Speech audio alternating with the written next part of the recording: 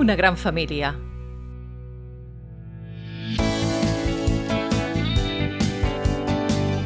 Del popular ficus benjamina al cotitzat ficus lirata, avui tan de moda. Sense oblidar el gomer, tot un clàssic. Els ficus sempre tindran un lloc dins de casa per la seva resistència, facilitat de cultiu i capacitat decorativa. Un únic exemplar basta per a omplir de verdor un espai.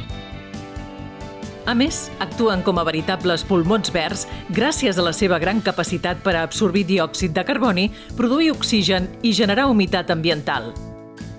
Però no sols això, també eliminen de l'ambient les substàncies volàtils potencialment tòxiques. I tot a canvi de molt poques cures. Els ficus necessiten un lloc molt lluminós, però fora del sol directe. Un test una mica major que l'original i substrat per a plantes d'interior o universal. Cada 2 o 3 anys convé trasplantar-los per a renovar-los la terra. El substrat hauria de romandre lleugerament humit sempre.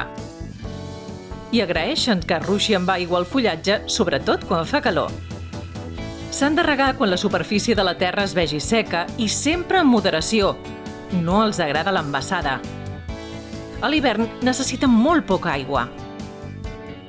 Donar-los cada 15 dies fertilitzant per a plantes verdes diluït en l'aigua de reg els mantindrà ben nodrits. I ara, fixa't quants tipus de ficus pots conrear dins de casa. El frondós benjamina, de fulles verdes o variegades, tan lluminós. El ficus elàstica, el popular gomer de grans i llustroses fulles coriàcies, generalment verdes. No et perdis els variegats, sorprenen. Però si hi ha un ficus de moda, és el lirata, de grans i gruixudes fulles amb cridaneres nervadures. La seva forma columnar permet col·locar-ho en un racó i aconseguir un gran impacte verd. N'hi ha també de fulles llargues i estretes, com l'alí, un dels de major capacitat purificadora.